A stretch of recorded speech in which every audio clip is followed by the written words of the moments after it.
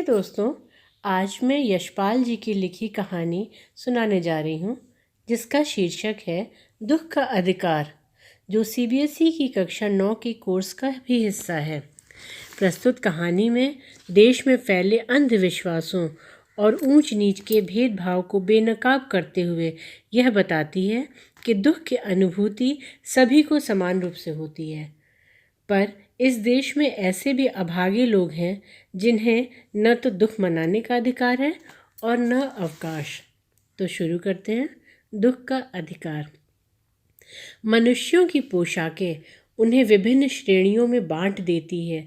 प्रायः पोशाक ही समाज में मनुष्य का अधिकार और उसका दर्जा निश्चित करती है।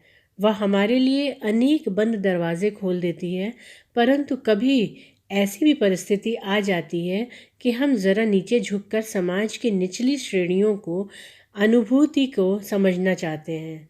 उस समय यह पोशाक ही बंधन और अड़चन बन जाती है। जैसे वायु की लहरें कटी हुई पतंग को सहसा भूमि पर नहीं गिर जाने देती, उसी तरह खास परिस्थितियों में हमारी पोशाक हमें झुक सकने से रोक सकती हैं।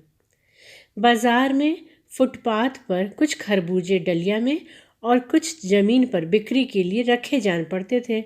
खरबूजों के समीप एक अधेड़ उम्र की औरत बैठी रो रही थी। खरबूजे बिक्री के लिए थे, परंतु उन्हें खरीदने के लिए कोई कैसे आगे बढ़ता। खरबूजों को बेचने वाली तो कपड़े से मुंह छिपाए सिर को घुटनों पर रखे फफक फफक कर रो रही थी। पड़ोस की दुकानों के तख्तों पर बैठे या बाजार में खड़े लोग घृणा से उस स्त्री से के संबंध में बात कर रहे थे। उस स्त्री का रोना देखकर मन में एक व्यथा सी उठी, पर उसके रोने का कारण जानने का उपाय क्या था। फुटपाथ पर उसके समीप बैठ सकने में मेरी पोशाक ही व्यवधान बन खड़ी हो गई। एक आदमी ने घृणा से एक तरफ थूकते हुए कहा, क्या ज़माना है, जवान लड़के को मरे पूरा दिन भी नहीं बीता और यह बेहाया दुकान लगा के बैठी है। दूसरे साहब अपनी दाढ़ी खुजाते हुए कह रहे थे, अरे जैसी नीयत होती है अल्लाह भी वैसी ही बरकत देता है। सामने के फुटपाथ पर खड़े एक आदमी ने देसलाई की तीली से कान खुजाते हुए कहा, अरे इन लोगों का क्या है, ये कमीने लोग रोटी के टुकड़ों पर जान देते हैं। इनके लिए बेटा बेटी, खसम लुगाई, धर्म ईमान सब रोटी का टुकड़ा है। परचून की दुकान पर बैठे लाला जी ने कहा, अरे भाई, उनके लिए मरे जिए का कोई मतलब ना हो, पर दूसरे के धर्म ईमान का तो ख्याल करना चाहिए। जवान बेटे के मरने पर 13 दिन का सूतक होता है और वह यहाँ सड़क पर बाजार में आकर खरबूजे बेचने बैठ गई है। 1000 आदमी आते जाते हैं, कोई क्या जानता है कि यह इसके घर में सूतक है। कोई इसके खरबूजे खा ले तो उसका ईमान धर्म कैसा रहेगा। क्या अंधेर है। पास पड़ोस की दुकानों से पूछने पर पता लगा उसका 23 बरस का जवान लड़का था। घर में उसकी बहू और पोता पोती हैं। लड़का शहर के पास 1.5 बीघा पर जमीन में कछियारी करके परिवार का निर्वाह करता था। खरबूजों की डलिया बाजार में पहुंचाकर कभी लड़का स्वयं सौदे के पास बैठ जाता, कभी माँ बैठ जाती। लड़का परसों सुबह मुंह अंधेरे बेलों में से पके खरबूजे चुन रहा था। गीली मेड़ की तरावट में विश्राम करते हुए एक सांप पर लड़के का पैर पड़ गया। सांप ने लड़के को डस लिया। लड़के की बुढ़िया माँ बावली होकर ओझा को बुला लाई। झाड़ना फूकना हुआ, नाग देव की पूजा हुई। पूजे के लिए दान दक्षिणा चाहिए। घर में जो कुछ आटा और अनाज था दान दक्षिणा में उठ गया।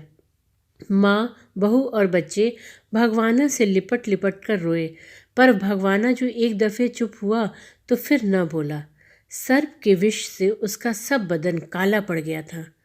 जिंदा आदमी नंगा भी रह सकता है, परंतु मुर्दे को नंगा कैसे विदा किया जाए।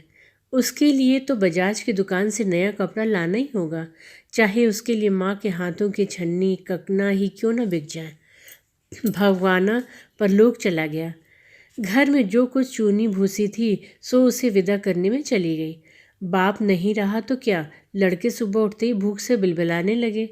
दादी ने उन्हें खाने के लिए खरबूजे दे दिए, लेकिन बहू को क्या देती। बहू का बदन बुखार से तवे की तरह तप रहा था। अब बेटे के बिना बुढ़िया को दुअन्नी चवन्नी की कौन उधार देता। बुढ़िया रोते रोते और आंखें पोंछते पोंछते भगवाना के बटोरे हुए खरबूजे डलिया में समेट कर बाजार की ओर चली और चारा भी क्या था। बुढ़िया खरबूजे बेचने का साहस करके आई थी, किंतु सिर पर चादर लपेटे, सिर को घुटनों पर टिकाए हुए फपक फपक कर रो रही थी। कल जिसका बेटा चल बसा, आज वह बाजार में सौदा बेचने चली आई।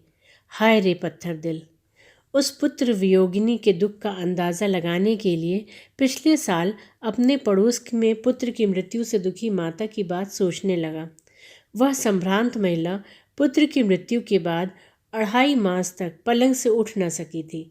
उसने 15-15 मिनट बाद पुत्र वियोग से उसको मूर्छा और आ जाती थी, और मूर्छा न आने की अवस्था में आंखों से आंसू न रुक सकते थे। 2-2 डॉक्टर हरदम सिरहाने बैठे रहते थे। हरदम सिर पर बर्फ रखी जाती थी। शहर भर के लोगों के मन उस पुत्र शोक से द्रवित हो उठे थे। जब मन को सूझ का रास्ता ही नहीं मिलता तो बेचैनी से कदम तेज हो जाते हैं। उसी हालत में नाक ऊपर उठाए राह चलतों से ठोकरे खाता मैं चला जा रहा था। सोच रहा था, शोक करने, गम मनाने के लिए भी सहूलियत चाहिए और दुखी होने का भी एक अधिकार होता है। धन्यवाद।